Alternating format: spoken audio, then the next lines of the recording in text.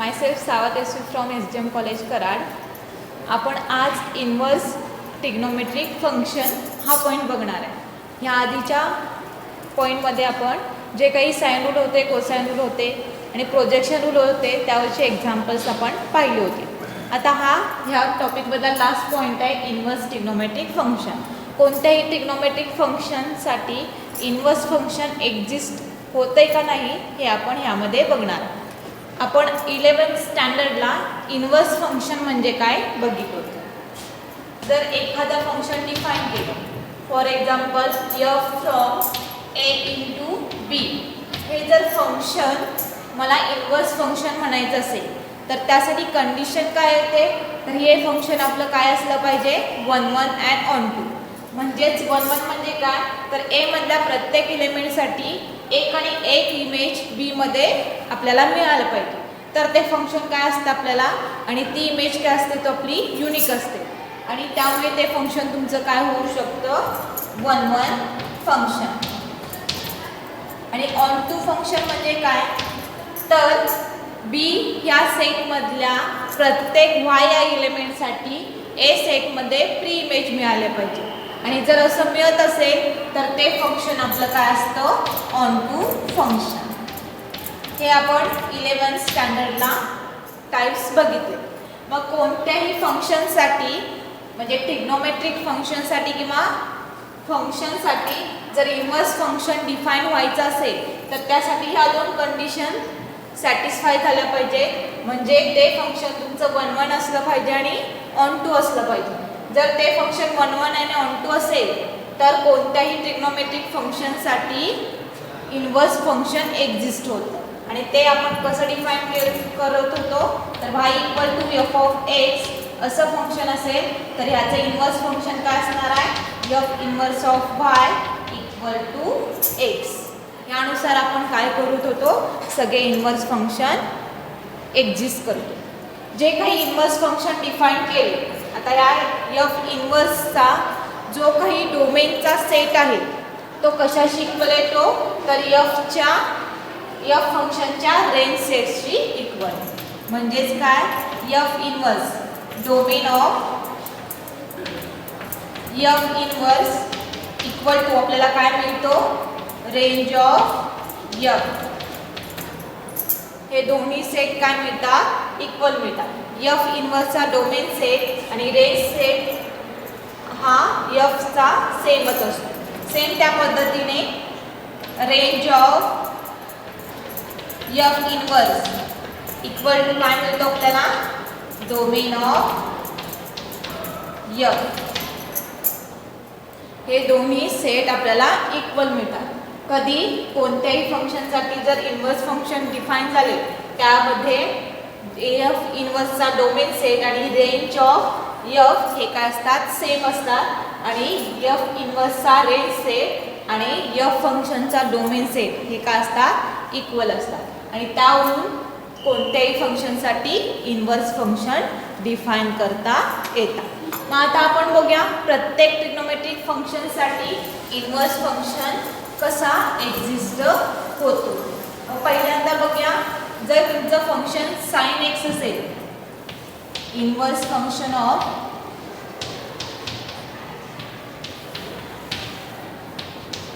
f of x equal to sine x. Sine या trigonometric फंक्शनसाठी inverse function कसं define करायचं ते आपण बघूया. मग त्यासाठी मी फंक्शन डिफाईन करते, f of x equal to sine x from closed ray interval -π/2 to -π/2 π/2 into काय येणार आहे, क्लोज रे इंटरवल -1 1. हे फंक्शन साइन फंक्शनसाठी मी डिफाईन केले. आणि आता ह्या फंक्शनसाठी त्याचा इन्व्हर्स डिफाईन होतो का नाही, एक्झिस्ट होतो का नाही आपण बघायचं. तुम्ही 11th स्टँडर्डमध्ये ट्रिग्नोमेट्रिक फंक्शनसाठी डोमेन आणि रेंजचा सेट बघितला आहे आणि त्याचबरोबर त्याची काय पिरियॉडिसिटी पण बघितला आहे. मग जर कोणतंही साइन फंक्शन असेल तर त्याचा डोमेन काय असतो, तुमचा डोमेन काय असणार आहे, तर सेट ऑफ रियल नंबर. आणि त्याचा रेंज काय असणार आहे तुमचा सेम सेट ऑफ रेंज काय असणार आहे तर क्लोज्ड इंटरवल -1 to 1 हा तुम्हाला रेंज सेट मिळणार आहे. हे आपण 11th स्टँडर्ड मध्ये बघितलं. मग आता ह्यावरून काय करणार आहे तर ह्या ट्रिग्नोमेट्रिक फंक्शन साठी इन्व्हर्स फंक्शन एक्झिस्ट होतो का नाही. मग आता ह्या साइन फंक्शनचा रेंज सेट काय असतो आपला रेंज सेट काय आहे तर क्लोज्ड इंटरवल -1 to 1 हा तुमचा रेंज सेट आहे आणि डोमेन सेट काय आहे -π/2 to π/2 हे तुम्हाला इथे त्याचा डोमेन सेट मिळतो. मग आता ह्यासाठी जर तुम्हाला हे फंक्शन 1 1 आणि ऑन टू असेल तर ह्यासाठी काय होणार आहे इन्व्हर्स एक्झिस्ट होणार आणि ऑब्विसली हे फंक्शन तुमचं कसं आहे 1 1 आणि ऑन टू फंक्शन आहे म्हणून यासाठी काय होणार आहे इन्व्हर्स एक्झिस्ट होणार. It is 1 1 and onto function,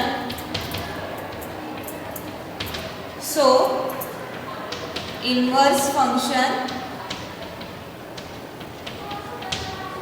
is exist.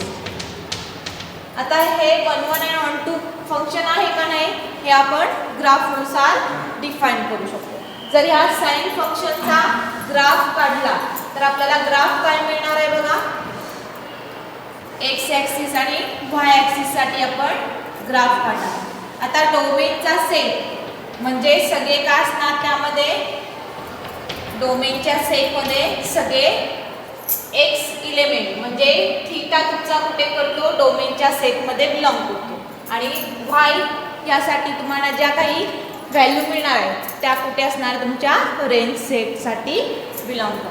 म्हणून एक्स ॲक्सिस वरती तुम्ही सगळ्या डोमेनचा सेट कन्सिडर करणार आहे आणि ते काय येणार आहे 0 π/2 π 3π/2 2π इकडे काय येणार आहे -π/2 -π आणि -3π/2 हे एक्स ॲक्सिस वरती तुमचा डोमेनचा सेट डिफाइन झाला.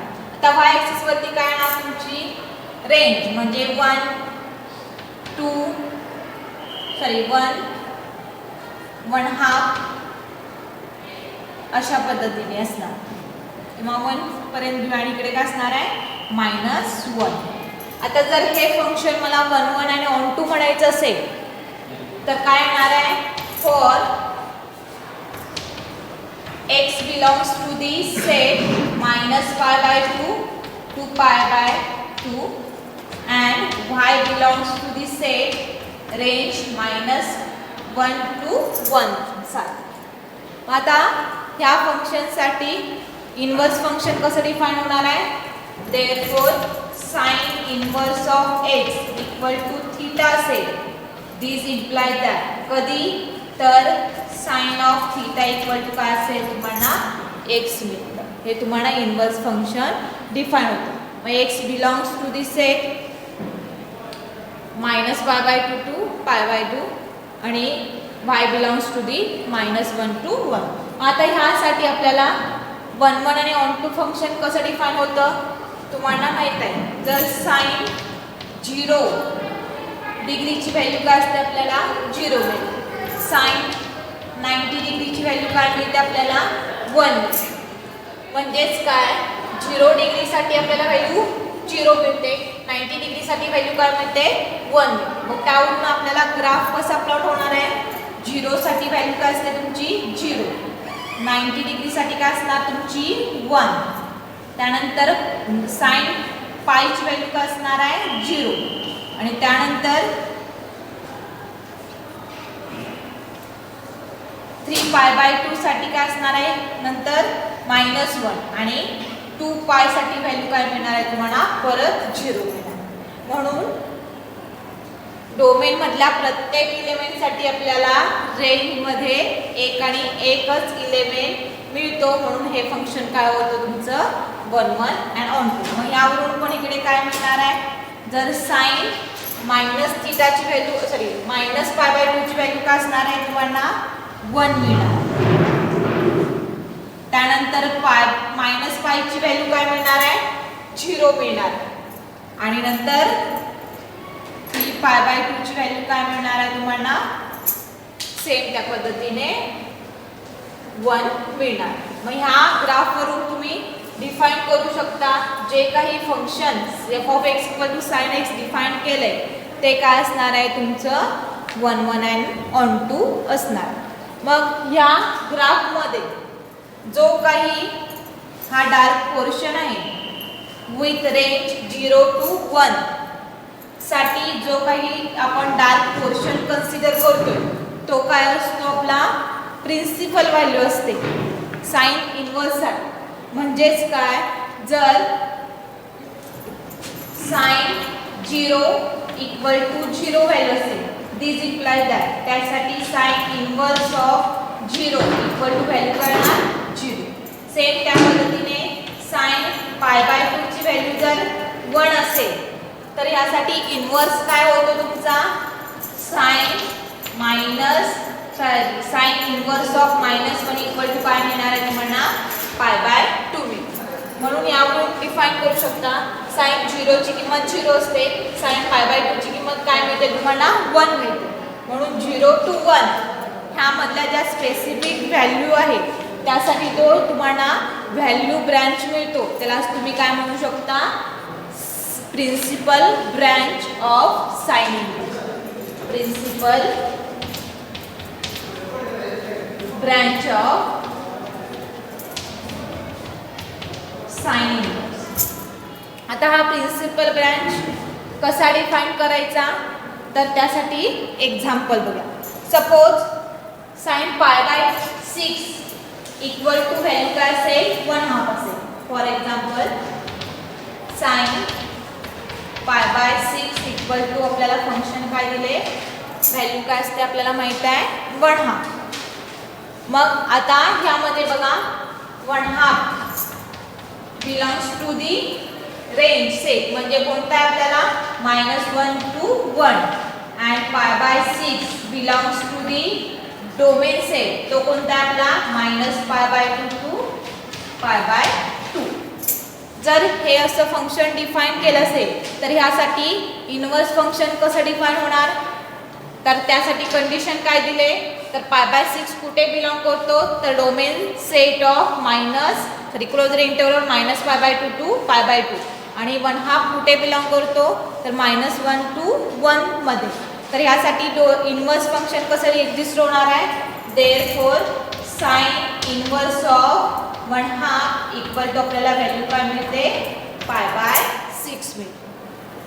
आणि जी काही ही साइन इनवर्स 1/2 ची ही जी काही थीटा मधली जी काही व्हॅल्यू मिळाली त्या व्हॅल्यूलाच आपण काय म्हणतो principal value of sine inverse. मग therefore the principal value of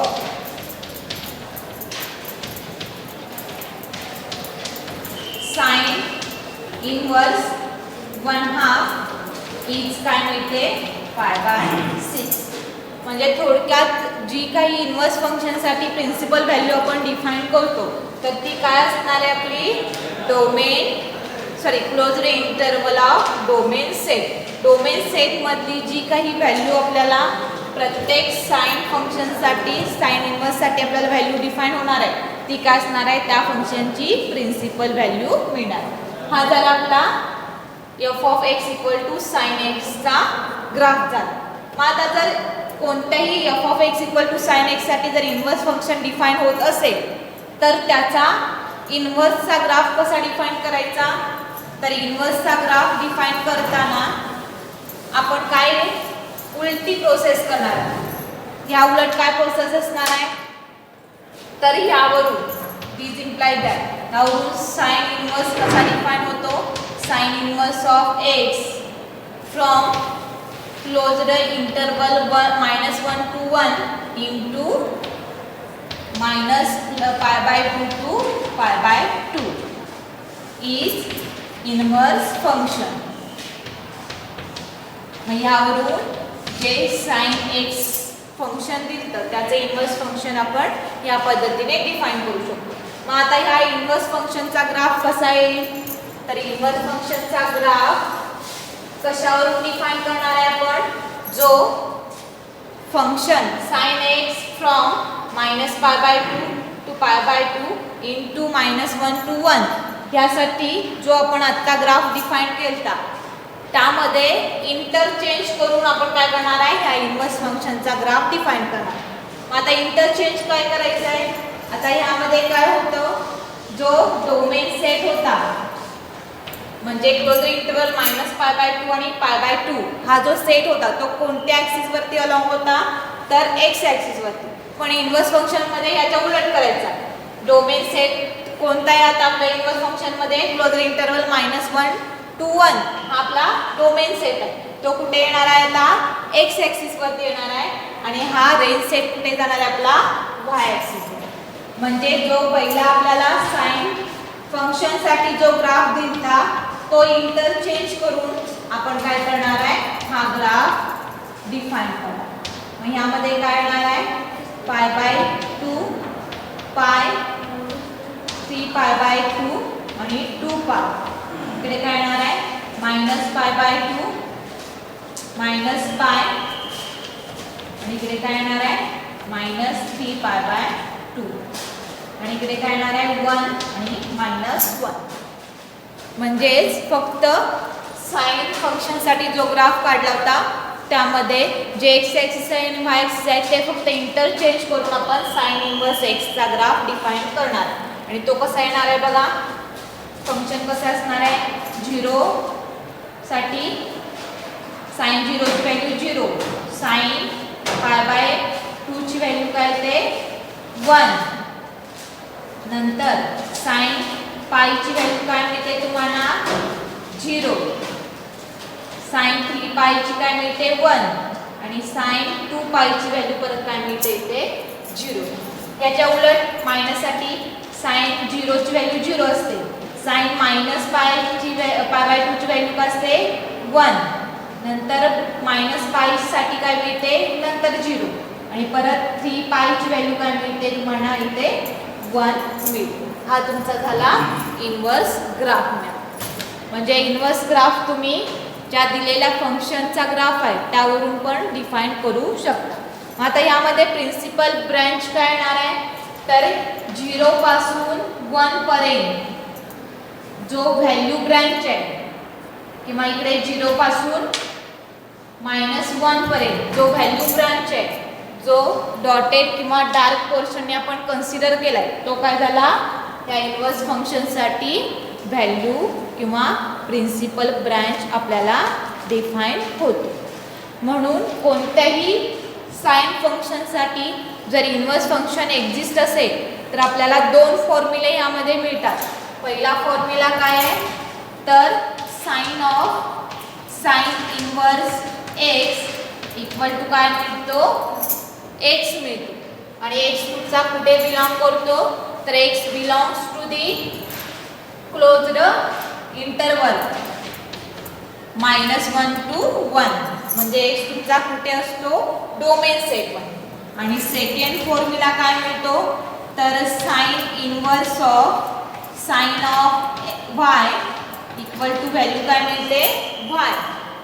जर कोणत्याही फंक्शन वरती साइन फंक्शन ऑपरेट केलं तर आपल्याला व्हॅल्यू काय मिळते, वाय मिळते. आणि कोणत्याच ट्रिग्नोमेट्रिक इन्व्हर्स फंक्शन वरती जर साइन फंक्शन ऑपरेट केलं तर आपल्याला व्हॅल्यू काय मिळते, डोमेन सेट मिळते. म्हणजे फॉर्म्युला काय येणार, sine inverse of sine y equal to y. आणि वाय कुठे बिलॉंग करतो, तर तुम्हाला -π/2 to π/2 मध्ये. हे 2 इम्पॉर्टंट रिझल्ट आपल्याला या साइन फंक्शनच्या इन्व्हर्स वरून डिफाईन करतात. आता ह्या पुढे आपण जसा साइनसाठी ग्राफ बघितला सेम त्या पद्धतीने f(x) equal to cos x जर हे ट्रिग्नोमेट्रिक फंक्शन असेल तर त्यासाठी ग्राफ कसा डिफाईन करायचा हे आपण बघणार. मग आपण नेक्स्ट बघूया.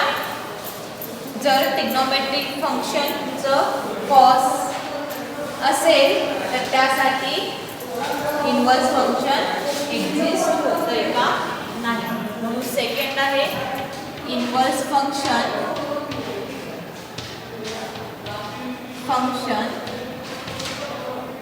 F of x equal to cos x साठी आपण इनवर्स फंक्शन बघणार.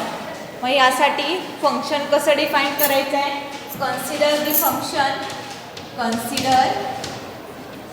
फंक्शन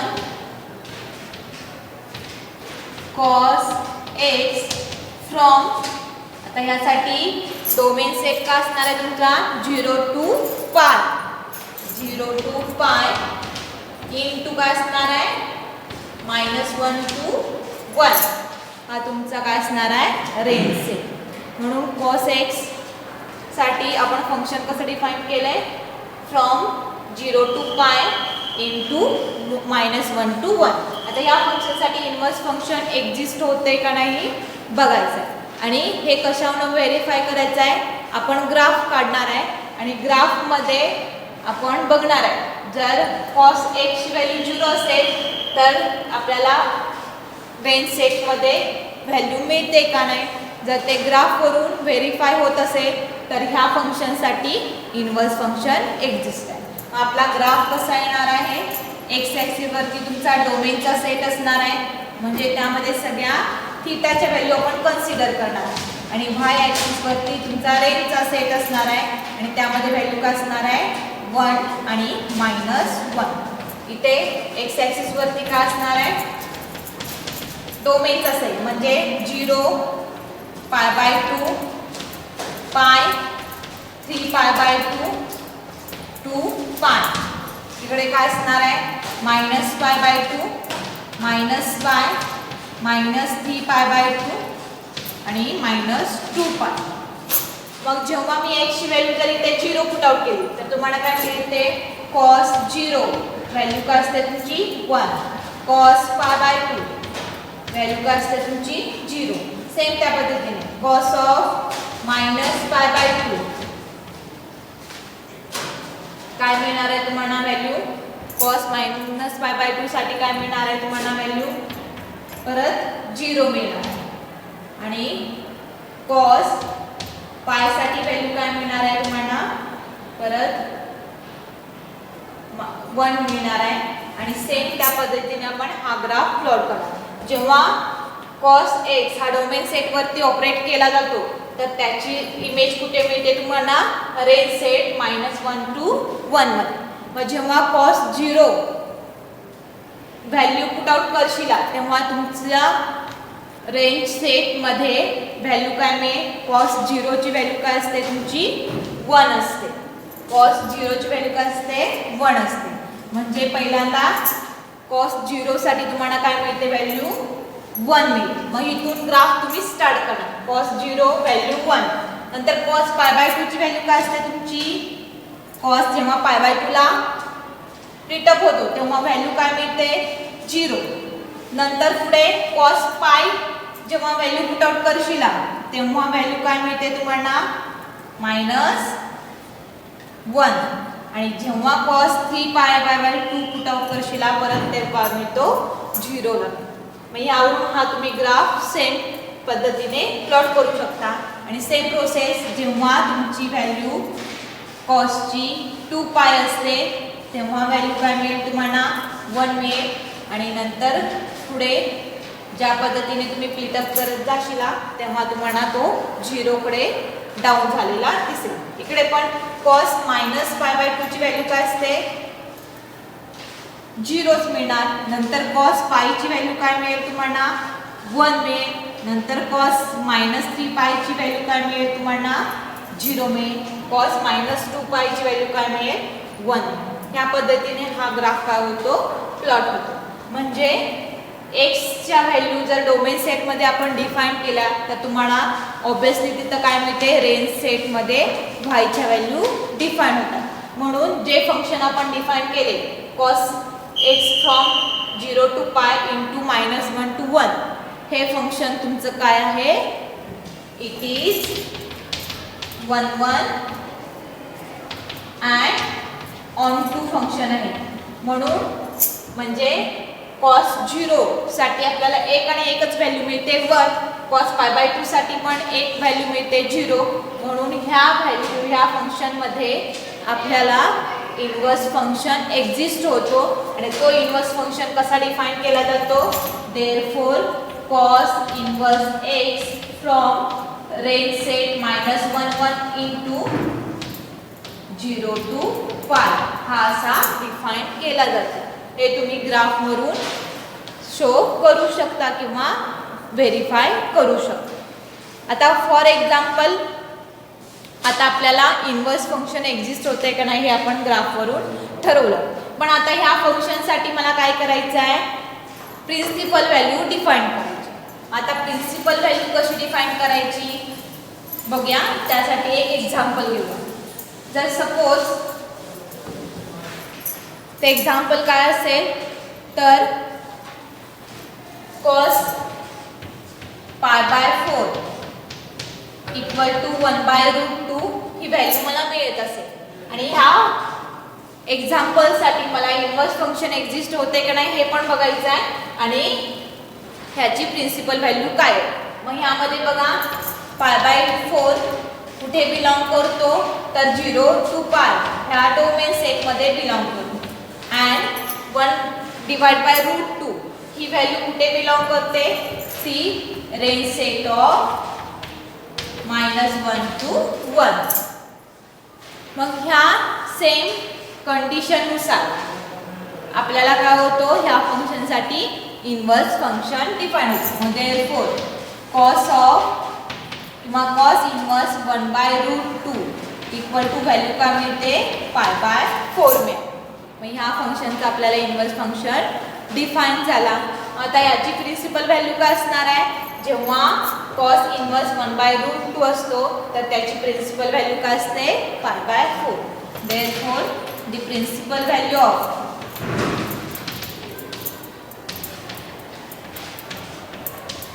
cos इन्व्हर्स 1/√2 हीच काय येणार आहे π/4. ही आपल्याला याची प्रिन्सिपल व्हॅल्यू मिळाली. आता ह्या फंक्शनसाठी cos from 0 to π into close the interval -1 to 1 साठी आपल्याला आता इन्व्हर्स फंक्शनचा ग्राफ डिफाइन करायचा. आता तो ग्राफ काय करायचा जो मगाचा ह्या फंक्शनसाठी जो आपण ग्राफ प्लॉट केलता किंवा ग्राफ व्हेरीफाय केलता त्याच्या व्हॅल्यू मध्ये इंटरचेंज करून आपण काय करणार आहे इन्व्हर्स फंक्शनचा ग्राफ डिफाइन करणार. इन्व्हर्स फंक्शन काय असणार आहे cos inverse x from -1 to 1 into काय असणार आहे 0 to 5. मग आता इथे काय होणार आहे इंटरचेंज x ऍक्सिस वरती मगाशी आपण काय घेतलं होता डोमेन सेट. आता इथे x ऍक्सिस वरती काय येणार आहे हा डोमेन सेट येणार आहे 1 to -1 हा तुमचा डोमेन सेट येणार x ऍक्सिस वरती आणि y ऍक्सिस वरती काय मिळेल तर हा रेंज सेट काय मिळणार 0 to π/2 पाय इकडे -π/2 to -π हा आपल्याला y ऍक्सिस वरती डोमेन सेट मिळाला. आता इन्व्हर्स फंक्शन डिफाइन करायचं. cos इन्व्हर्स 1 ची व्हॅल्यू कशी असणार आहे कधी मिळणार आहे म्हणजे याची प्रिन्सिपल व्हॅल्यू काय असेल तेव्हा जेव्हा cos इन्व्हर्स 1 डिफाइन केला जातो तेव्हा प्रिन्सिपल व्हॅल्यू त्याची काय मिळणार आहे आपल्याला 0. म्हणजे cos इन्व्हर्स 1 आपण इथून स्टार्ट करणार त्याची व्हॅल्यू काय असते आपली 0. नंतर cos π/2 cos इन्व्हर्स 0 कधी असतो तुमचा तर cos π/2 ची व्हॅल्यू असतात. नेक्स्ट cos इन्व्हर्स 1 कधी असणार आहे जेव्हा cos ची व्हॅल्यू पाय असेल. सेम ह्या पद्धतीने आपण हा ग्राफ डिफाइन करतो. या बाजूला पण सेम. आता cos -π ची व्हॅल्यू काय असते सॉरी -π/2 ची व्हॅल्यू काय असते 0 आणि cos -π ची व्हॅल्यू काय मिळते तुम्हाला परत 1. या पद्धतीने हा ग्राफ प्लॉट केला. आता जो काही 0 पासून म्हणजे इथून आपण स्टार्ट केला -1 पासून ते 0 पर्यंतचा हा ब्रांच किंवा ह्या सगळ्या व्हॅल्यू किंवा -1 पासून ह्या 0 पर्यंतचा सगळा ब्रांच किंवा ह्या 0 पासून 1 पर्यंतचा सगळा ब्रांच म्हणजे काय असणार आहे आपला प्रिन्सिपल व्हॅल्यूचा ब्रांच यासाठी कन्सिडर होणार आणि हे तुम्ही डिफाईन करू शकता ग्राफनुसार. मग आपण जसं साइनसाठी बघितलं सेम त्या पद्धतीने कॉस फंक्शनसाठी आपण काय केलंय इन्व्हर्स फंक्शन डिफाईन करायचं बघितलं. यानंतर पुढच्या पुढच्या लेक्चरमध्ये काय बघणार आहे, जर तुमचं फंक्शन कोटँजंट असेल टँजंट असेल त्यासाठी पण इन्व्हर्स फंक्शन एक्झिस्ट होतो का नाही हे बघणार आहे आणि त्याचा ग्राफ कसा प्लॉट केला जातो आपण हे पण बघणार आहे. मग आता राहिलेले लेक्चरमध्ये हे आपण 2 ग्राफ बघूया. Thank you so much.